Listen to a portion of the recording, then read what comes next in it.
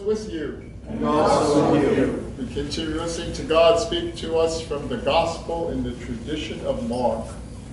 Glory to you, Lord.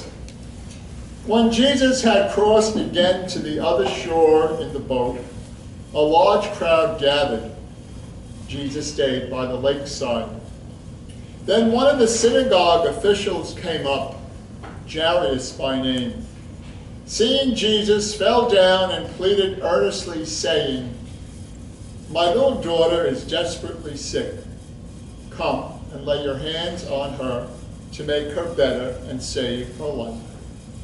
Jesus went with him, and the crowd followed, pressing in on all sides. Now there was a woman who had suffered from a hemorrhage for 12 years.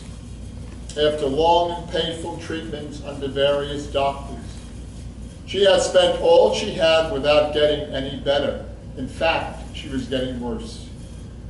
She had heard about Jesus, and she came up behind him through the crowd and touched his cloak. "If I can touch even the tassels," she said, "I will be well again." Instantly, the flow of blood dried up, and she felt in her body that she was healed of her affliction. Immediately aware that healing power had gone out from him, Jesus turned to the crowd and said, "Who touched my clothes?" The disciples said, "You see the crowd pressing around you, and yet you say, 'Who touched me?'" But Jesus continued to look around to see who had done it. Then the woman came forward, frightened and trembling because she knew what had happened to her. And she fell at Jesus' feet and told him the whole truth. "My daughter," Jesus said, "your faith has saved you. Go in peace and be free of this affliction." While Jesus was speaking, some people arrived from the house of the synagogue official to say, "Your daughter is dead. Why put the teacher to any further trouble?" But Jesus overheard the remark and said to the official, "Don't be afraid, just believe." Jesus allowed no one to follow him except Peter, James, and John, and they came to the official's house, and Jesus noticed all the commotion, with people weeping and wailing. And Jesus went in and began and said to them, "Why all this commotion? The child is not dead, but asleep." At this they began to ridicule him, and he turned them all out. Then Jesus took the child's mother and father and his own companions and entered the room where the child lay. Taking her hand, he said to her, "Talita kum," which means, "Little girl, get up." The girl got up and began to walk around, for she was 12 years old.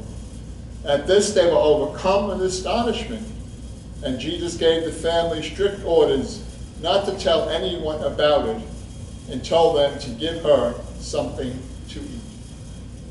And this is the gospel, the good news of our salvation.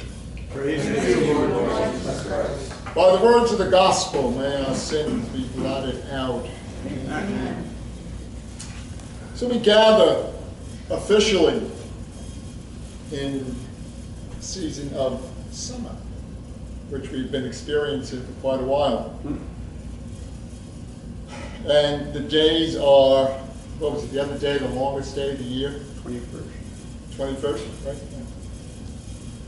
Yeah. And as I told someone the other day, 6 months from Friday was the day after Christmas. Then it started Christmas shopping. Now we listen every week as we gather. And last week the reading ended with, "They were amazed. And they said to one another, 'Who is this that even the wind and the waves obey him?'" And this, Jesus is, what's the word? His aura? That's not the right word. Everything about him is beginning to spread. And it's interesting, here we see in this gospel tonight, where he says, "Don't tell anyone what happened." Interesting. Because if they didn't tell anyone what happened, we wouldn't know what was going on. And the only means of communication when Jesus walked the earth was by word of mouth. Today we have that power of the mouse, which at times is good and more times than not so good. Don't forget Twitter. I don't even know what that is. But today we have two miracles, actually side by side.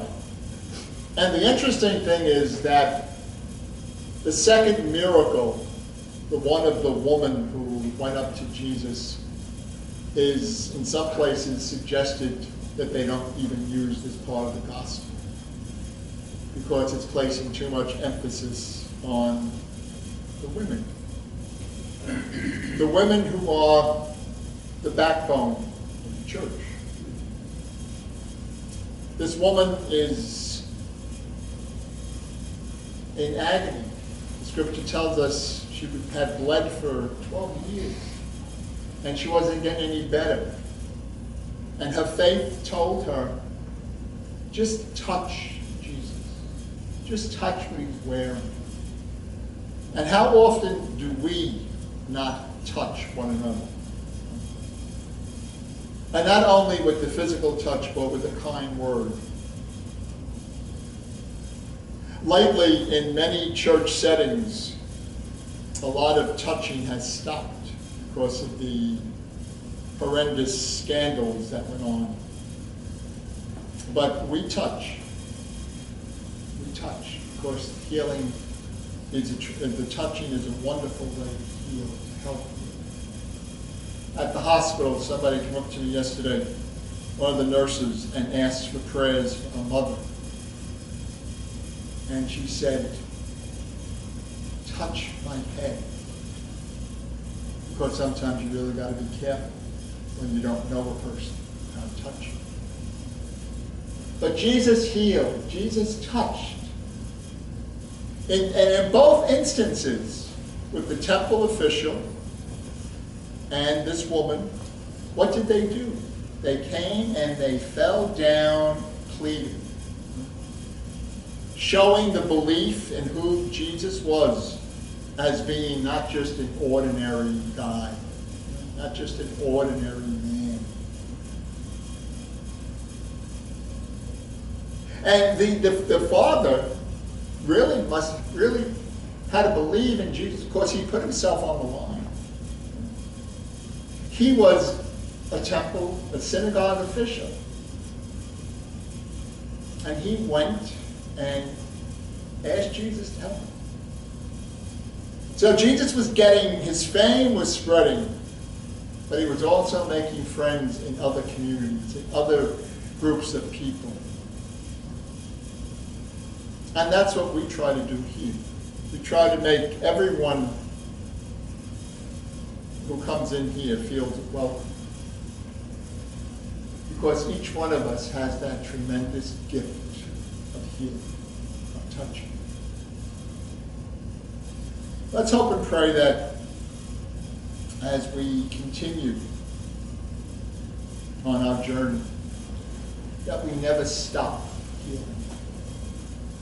That we never stop touching. That we let God's presence flow through us. So that as the woman was healed by touching Jesus, someone can be healed by our welcome and by our smile. Pray for me as I pray for you. And may God bless us and keep us. May God's face shine upon us and give us peace, now and always. Amen.